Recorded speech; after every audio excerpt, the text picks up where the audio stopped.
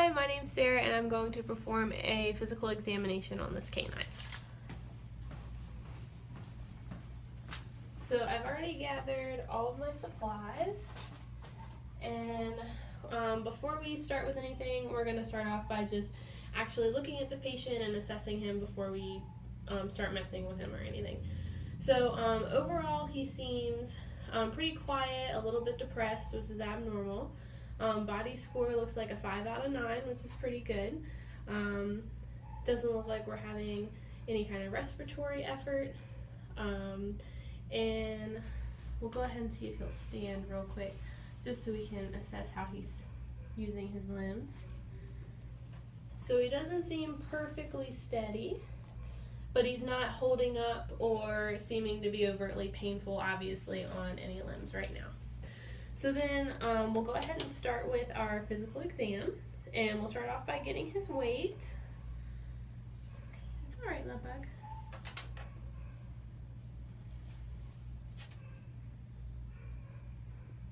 So we're right at 4.0 kilograms. I'm going to pass him to my assistant. On this chart, just going to document everything on his chart. So while I'm doing my physical, my assistant is going to make sure that she has a hand close around his face and the other just around his body to keep him from moving or anything like that. So I'm going to just get a basic TPR first. So I'm going to start at the face and evaluate the mucous membrane color and the perfusion. So our mucous membranes are nice and pink, and the refill time is less than 2 seconds, and I assess that by taking my thumb and pushing on the mucous membranes themselves, and then when I let up, I count how long it takes for color to return to where I pressed. So then I'll go ahead and take a listen to get a heart rate.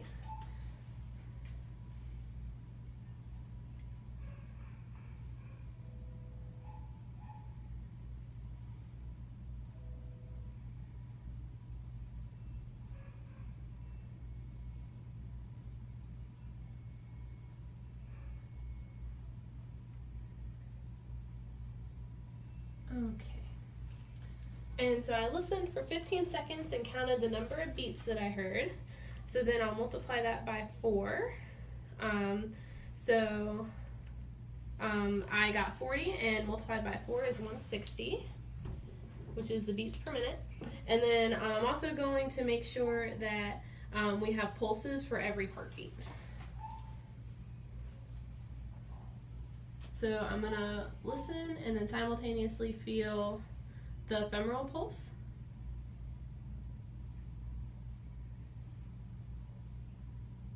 And they are matching up nicely. I'll record that also. And I'll go ahead and get a respiration rate as well. So we're breathing normally, and I'll go ahead and again I'll count for 15 seconds.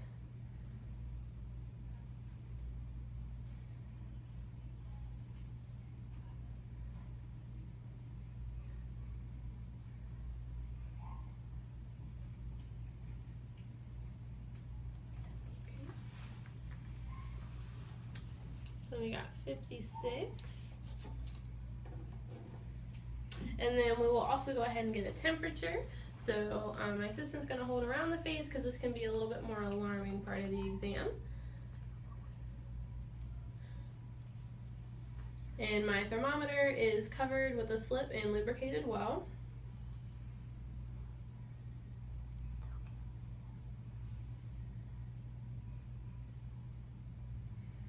Alright, and our temperature is 100.1, which is normal. So now that we have all of our vital signs, we can go ahead and start with the physical exam. So I'm going to start at the head and work our way all the way back to the tail. I'm going to start by looking at the eyes. They're both bright and clear. We don't seem to be holding any shut or have any redness. And both pupils look to be the same size. Go ahead and look at each ear. Both clear. Hi. Okay. And I'll take a look at the nose. There doesn't seem to be any discharge. I'll go ahead and note all that real quick. So then I'll go ahead and palpate his lymph nodes first before I go to open his mouth. So I'm just feeling the mandibular lymph nodes here. And they do not feel enlarged or abnormal, so I'll go ahead and mark that. And now lastly, I'll go and take a look in the mouth. So I'm going to be looking at the gingival tissue, the teeth, and the back of the mouth. I know, it's okay. Good job. Make sure I look under the tongue to make sure that there isn't anything stuck under there. And that looked good. And the palate looked good also. There's some mild tartar. I just want to get a quick look at the back of the mouth. I don't like to stay open long enough for me to get a peek. I know, you're doing good. Very good. All right. So then we're going to start moving back, and I'm going to go ahead and check the neck. So I'm going to keep a hold right here and just palpate along the cervical spine here. I don't notice any signs of pain. And make sure that you won't get any resistance turning to either side. Good job. Or up or down. Good, so we got no resistance there, which is good. I'll go ahead and feel along the inside of the neck here. The trachea feels normal. We're not coughing or anything when I palpate. And I'll palpate these prescapular lymph nodes as well. And they feel normal too. I'm going to note everything down as we go so I don't forget anything. So I'm going to go ahead and have my assistant turn him so I can work down the back. So I'm going to start again just palpating along the spine, making sure that we don't feel painful anywhere.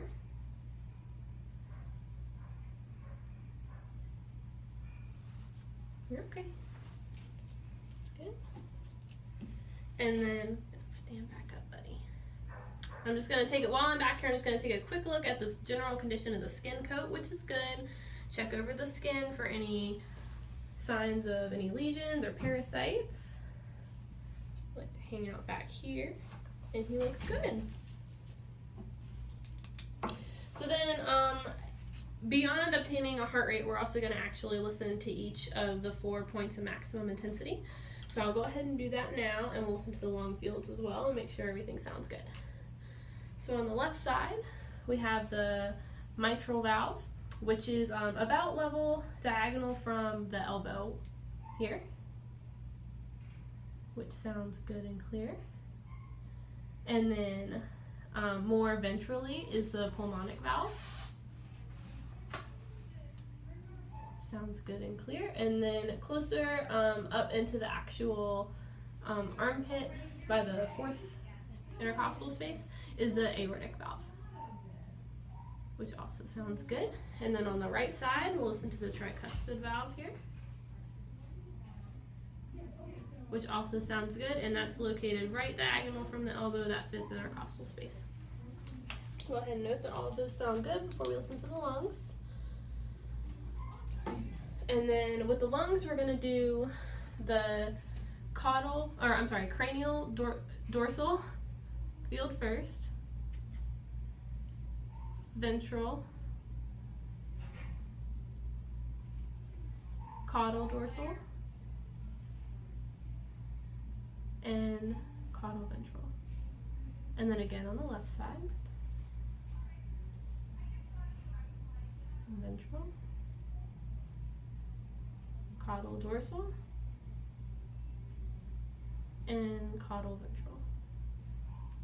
All of which sound really nice and clear, no abnormal lung sounds there.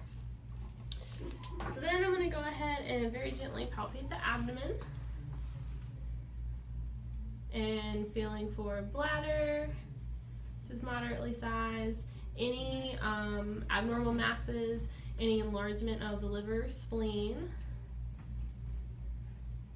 Everything feels good. Note that too. Sorry, sweetie. And we'll go ahead and all the way back here, just inspect the anus and genitalia, make sure there's no discharge from either. We look good, no masses, no signs of redness or irritation, so that's good.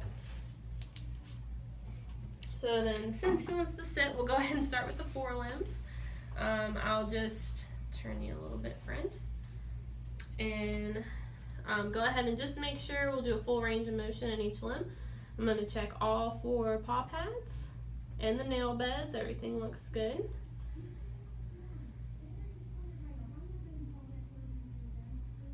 No resistance here or in the shoulder, which is good. Go ahead and do the other leg and check under the paw first. I know. All the paw pads and the nail beds look good. I'm going to check the carpus, the elbow, and the shoulder, and I get no abnormal clicking or crepitus and no resistance from my patient, which is good. Move to the back legs. Again, starting out with those paw pads, checking the nail beds, checking the tarsus, the hock, stifle, and lastly the hips. No resistance there either. Paw pads and nail beds look good. Check this here, the hock and the stifle. All that looks good. And lastly the hip. So we're getting a little bit of resistance on this left hip, so I'll note that too. And then while I'm back here, I will go ahead and check these lymph nodes back here as well, and they feel nice and normal. All right, so we have completed our physical exam and we've noted everything on his chart. So we're ready to go ahead. He can go ahead and rest in his kennel until the doctor reviews this and is ready to come over and do her own exam.